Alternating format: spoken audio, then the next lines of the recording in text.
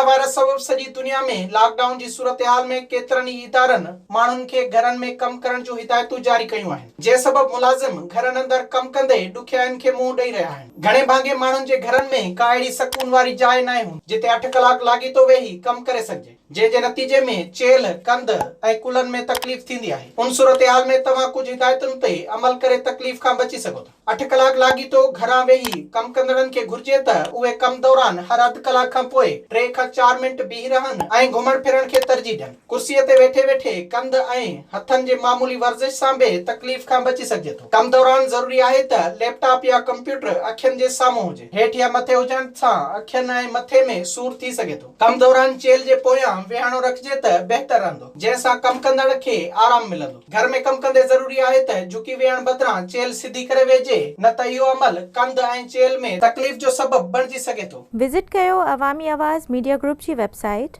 awamiawaz.pk